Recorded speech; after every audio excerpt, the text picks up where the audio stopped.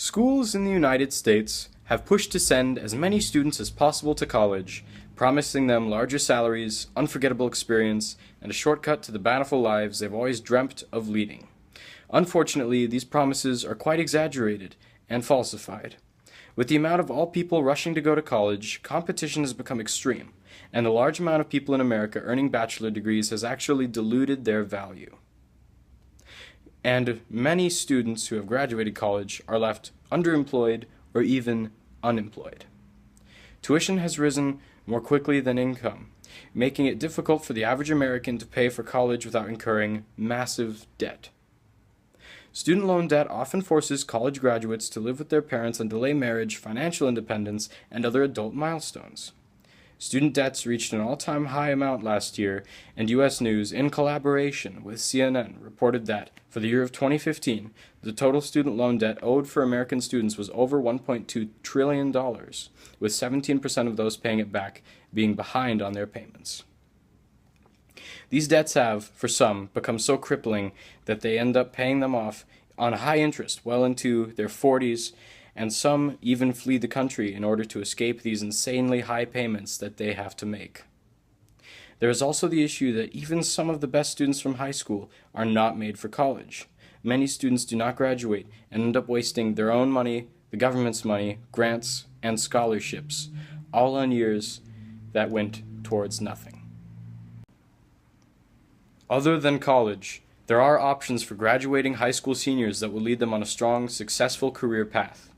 For the past 3 years, according to Manpower Group, a group that studies statistics for employment in the United States, the hardest segment of the workforce for employers to staff hasn't been skilled talent such as registered nurses, engineers, or even web developers who all earn college degrees. It's been skilled tradespeople, the welders, electricians, and mechanics that are so prevalent in manufacturing and construction. In 2012, 53% of skilled trade workers in the United States were 45 years and older, according to EMSI Economic Institute and Forbes, and 18.6% were between the ages of 55 and 64. What this means is, while there is a surplus of people with degrees who are underemployed or unemployed, and a massive competitions for jobs which require college degrees, there has been a shortage of workers who are trade school certified, which means statistically, there are better chances for somebody with a trade school certification to find work in this economy than somebody with a bachelor's degree and even a master's degree on certain levels. Even though college advocates will say we all know that going to college ensures you will earn more money, the evidence presented just now has proven this not to be 100% true. Even with whatever statistics or dollar amounts they give, remember that these figures are only theoretical and do not account for economic demand, labor shortage, or a surplus of people holding degrees for the same subjects. And for those that argue that the college experience is one you cannot have anywhere else or that it changes your life, the butterflies you get in your stomach at graduation do not pay bills. Your pride in your alma mater cannot pay back a student loan. And the fun of your first college party does not put bread on the table. Just as there has been a need for college-educated workers, there is now a large need for laborers, with many careers that provide honest work, high pay, working experience, and skill sets that can be transferred to many different fields in a highly communicable fashion. The most common alternative to college is getting a job. Getting a job will speed up the process of making money and avoid spending more than most people can afford. One step further to getting a job is to start your own business. Many high school students experiment with this idea, and those who are successful may not need college because it would only get in the way of their success. There have been many people who didn't go to college in order to pursue their businesses, including Michael Dell, Walt Disney, Henry Ford, Bill Gates, and Steve Jobs.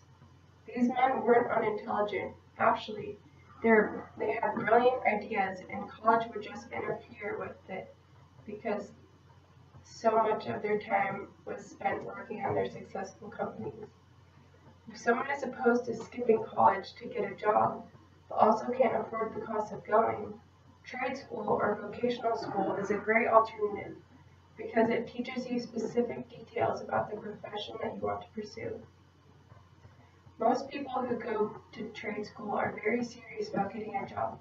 has to do with the subject that they're interested in because they went to school specifically for that subject. Many college students end up with jobs that have nothing to do with their major.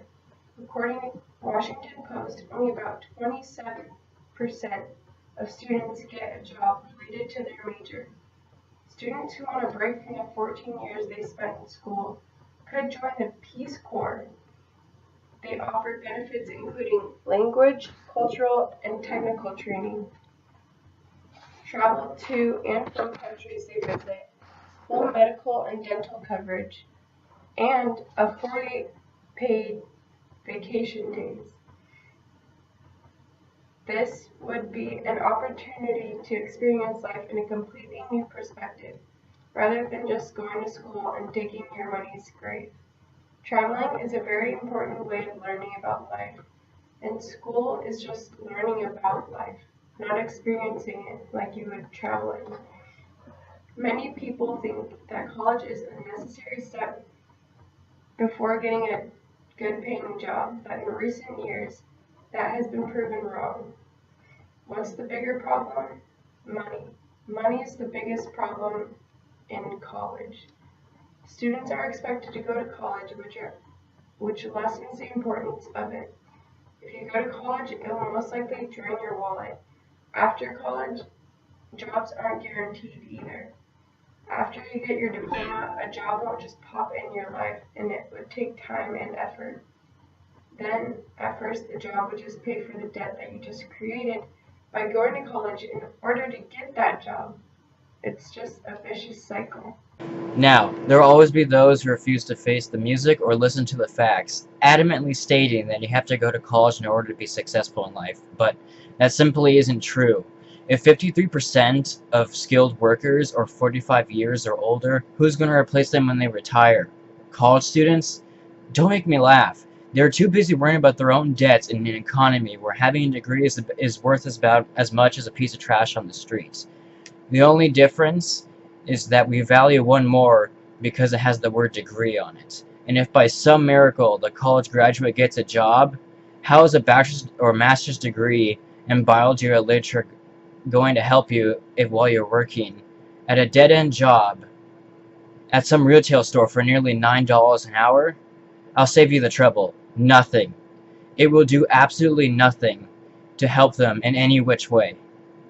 Our society has set up our future generations for failure by stressing over and over and over again that you have to go to college in order to get a college degree to survive.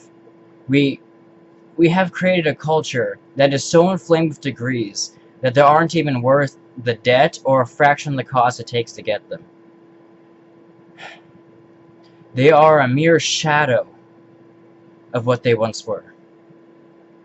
We need to wake up already.